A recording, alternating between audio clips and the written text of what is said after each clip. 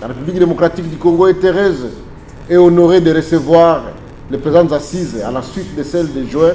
2022 tenues à Lilongwe au Malawi. Le choix de notre pays conforte le gouvernement congolais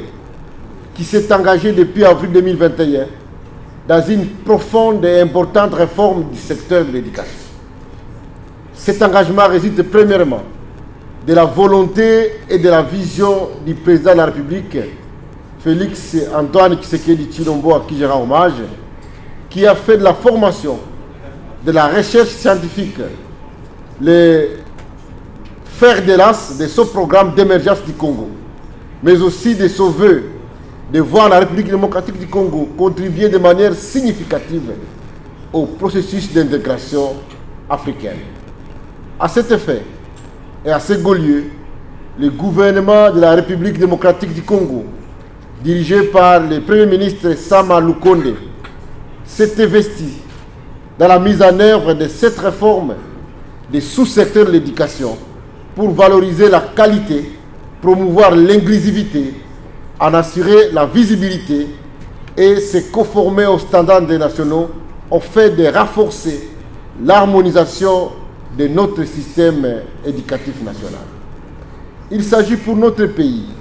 de s'inscrire dans la construction de l'espace africain, de l'éducation, de la formation,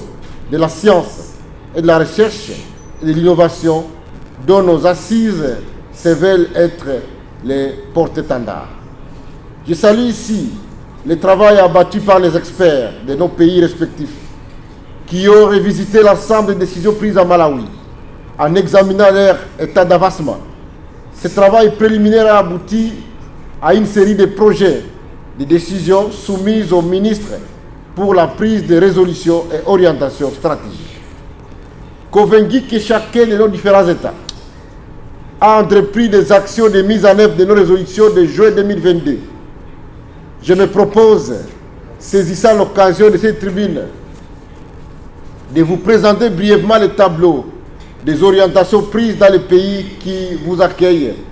République démocratique du Congo, dans le secteur de l'éducation nationale. Puis vous faire part de l'intérêt que la RDC porte aux importantes questions développées par les ministres de la SADC. Enfin, mettre en lumière la contribution que la RDC est prête à apporter au secteur concerné dans le cadre de la SADC. Mesdames et messieurs,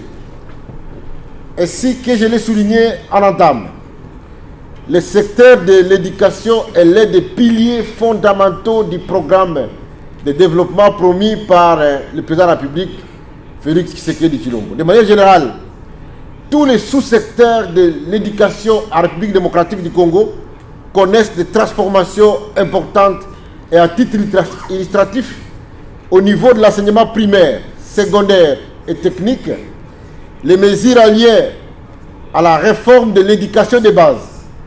à la gratuité de l'éducation de base, à la construction des écoles sur tous les territoires nationaux, sont autant de mesures pour accroître le taux d'alphabétisation, réduire les discriminations et promouvoir l'instruction de base de la population. Dans la foulée, l'enseignement supérieur universitaire que je dirige est engagé dans la généralisation du système de LMD, la reformulation de tous les curricula des offres de formation, la numérisation de la gouvernance des établissements d'enseignement supérieur universitaire, la promotion de l'assurance qualité, la dotation des infrastructures, l'intensification de la coopération dans le cadre des organisations régionales et sous-régionales, des buts étant de s'inscrire dans l'harmonisation nécessaire à la constitution de l'espace africain de l'enseignement supérieur et la réflexion à court sur la formation directe et la formation à distance. Je rappelle donc à notre intention commune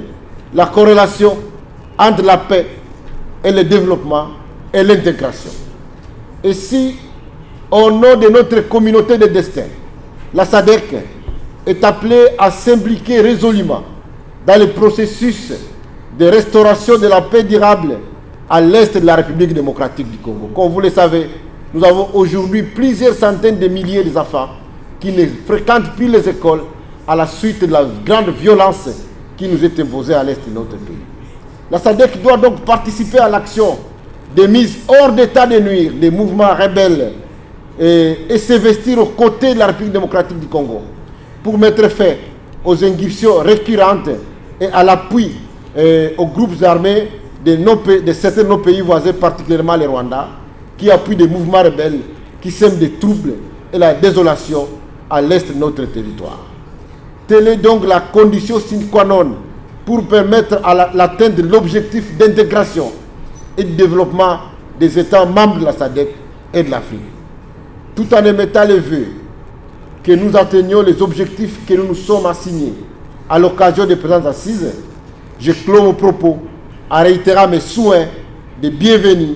et d'agréable séjour au ministre en charge de l'éducation, de la recherche, de la formation, de la science, de la technologie, de l'innovation technologique, ainsi qu'à leur délégation dans la grande ville,